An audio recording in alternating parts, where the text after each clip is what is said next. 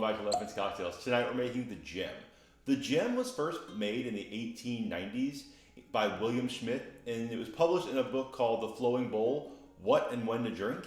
And this is a very interesting drink to me because it seems like a prototypical modern tiki drink. Now, this is a pre-tiki drink, kind of. It's definitely not associated with tiki in any way, but it has a lot of the same type of flavor and vibe that we're using in tiki drinks. It's got some rum. Tonight we're going to use the Appleton 15.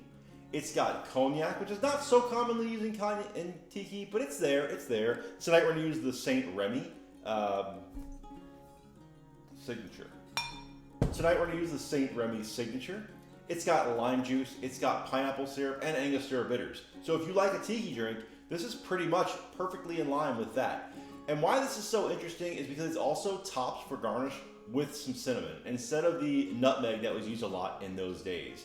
So this is really bringing those spices, the rums, the tropical fruits, and the lime juice together in a non-tiki drink, but it's definitely feels very tiki, definitely feels very Caribbean, and I think we should go ahead and make it because I haven't tried it yet and I'm really anxious to. So let's go ahead and try it. This is going to be a shaken cocktail. All right, for our first ingredient tonight, we're going to use 3/4 of an ounce of fresh squeezed lime juice. And then we're going to use some pineapple syrup. I'm using this Liber & Co. Very good. I've never made pineapple gum syrup myself, but this one's actually really great.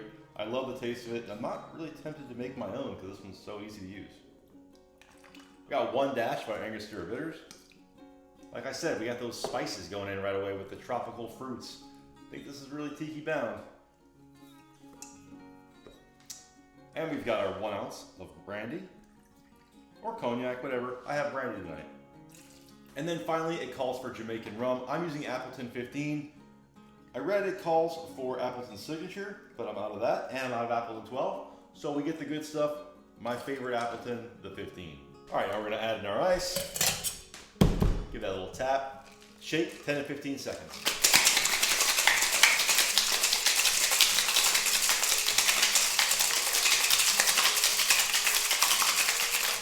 Feels real cold to me. Got a lot of frosting built up on the outside. I think we're ready to strain. All right, for this, we're gonna double strain into our nice chilled coupe.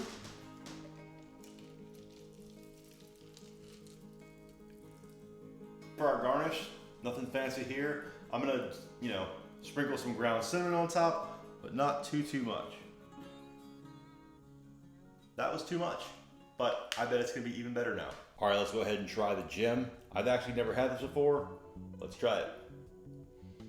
Obviously on the nose, you get a lot of cinnamon because I dumped a lot of ground cinnamon on top. I saw online some people do freshly grated cinnamon, but that always comes out like sticks to me.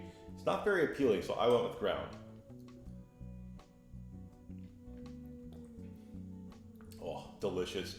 To me, there is almost nothing better than like a cinnamon pineapple combination. Those two go together so very well. And then you have the nice tartness from the lime juice. That really good, gentle Jamaican Appleton flavor. I won't say it's overly funky. It's definitely almost not funky at all. It has some nice barrel-aged notes. It has a little bit of a sweetness to it. I love Appleton 15. I could go on and on. And then you have some of that nice fruity earthiness of the cognac. And it's bringing in a little bit more body.